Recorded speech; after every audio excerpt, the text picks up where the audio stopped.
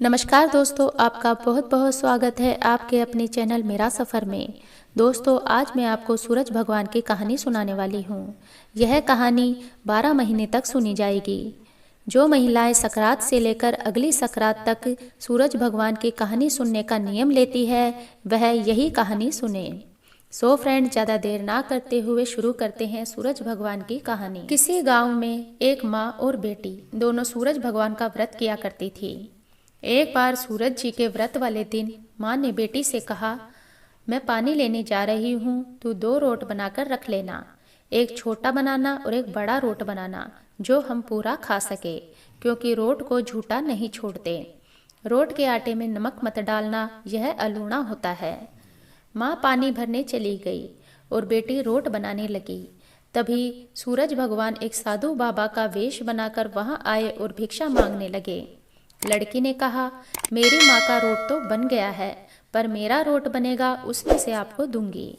बाबा ने कहा, जो रोट बन चुका है उसी में से दे दो, नहीं तो मैं जा रहा हूँ। लड़की ने माँ के रोट में से टुकड़ा तोड़कर दे दिया। जब माँ वापस आई तो बहुत नाराज हुई और बोली, धिया माई धिया दे, रोटा मायली कोर दे, म्हारो दे पण सारो दे। मेरी रोटी का टुकड़ा दे दिया, मेरी रोटी मुझे साबुत दो। वह लड़की को मारने लगी। लड़की डरकर जंगल में भाग गई और एक पेड़ पर चढ़कर बैठ गई। सूरज भगवान ने सोचा, बेचारी लड़की को मेरे कारण घर से निकलना पड़ा, इसलिए इसकी रक्षा मुझे ही करनी पड़ेगी। सूरज भगवान रोज उसके लिए चूरमे का एक लड्डू और एक पानी का लोटा भेज देते थे। लड़की मजे से खा पी लेती और बैठी रहती। एक दिन एक राजा शिकार करते हुए वहां से निकला। थकान मिटाने के लिए उसी पेड़ के नीचे आराम करने के लिए रुका। राजा ने अपने सेवक से कहा, प्यास से जान निकली जा रही है, चुल्लू भर पानी मिल जाता तो प्राण बच जाते। पेड़ पर बैठी लड़की ने यह सुना तो उसने चुल्लू भर पानी डाल दिया। राजा ने पानी पी लिया। राजा ने कहा, अरे सेवक, आधी जान तो बच गई। एक चुल्लू पानी और मिल जाए तो आधी जान और बच जाएगी। लड़की ने फिर एक चुल्लू भर पानी डाल दिया। राजा ने पी लिया। राजा को आश्चर्य हुआ। उसने सेवक से कहा, ऊपर अवश्य कोई है, तू ऊपर चढ़कर देख कौन है। सेवक पेड़ पर चढ़ा तो उसे लड़की मिली। लड़की ने सेवक से कहा, भैया, तुम ये स्वादिष्ट लड्डू खा लो और पानी पी लो, पर राजा को मेरे बारे में मत बताना। कह देना कि ऊपर कोई नहीं है, पता नहीं राजा मेरे साथ कैसा व्यवहार करेंगे। सेवक भूख प्यास से परेशान था। उसने लड्डू खाया, पानी पिया और नीचे जाकर राजा से कह दिया कि ऊपर कोई नहीं है। राजा ने सेवक से कहा, तू ऊपर गया था तब थका हुआ था और आया तो तरोताजा दिख रहा है। नहाया हुआ खाया हुआ मनुष्य छिपता नहीं है। मुझे संशय हो रहा है, मैं खुद ऊपर जाकर देखूंगा। राजा पेड़ पर चढ़ा, वहां सुंदर सी ब्राह्मण की कन्या को पाया। राजा ने कहा, डरो मत, तुम बहुत सुंदर हो, मेरे साथ चलो, मैं तुमसे विवाह करना चाहता हूँ। लड़की राजा के साथ चली गई। राजा ने उसके साथ विवाह कर लिया। साल भर में ही उसने एक सुंदर बालक को जन्म दिया। उसकी अन्य रानियां, उसकी देवरानी जेठानी आदि उसकी और उसके पुत्र की सुंदरता से जलने लगी थी। सूरज जी का व्रत आया। लड़की रानी ने व्रत के लिए रोट बनाया। दूसरी रानियों ने राजा से कहा, तुम्हारी नई रानी को रोट बनाना नहीं आता, उसका बनाया हुआ रोट खाओगे तो आपका पेट दुखेगा, रानी खाएगी तो कुंवर का पेट दुखेगा। नई रानी ने यह बात सुन ली और उसने रोट को थाली के नीचे छुपा दिया और सूरज भगवान से सहायता के लिए प्रार्थना करने लगी। राजा ने जब पूछा कि थाली के नीचे क्या है, तो उसने कहा कि मेरे गरीब पीहर से आया हुआ उपहार है। राजा ने थाली उठाई तो देखा उसके नीचे सोने का चक्र था। राजा ने कहा, वाह, गरीब पीहर वालों का ऐसा उपहार। रानी चुप रही। एक दिन रानी खिड़की में खड़ी थी, तभी उसकी माँ दिखाई दी, जो गरीबी की अवस्था में छाजड़े बेच रही थी।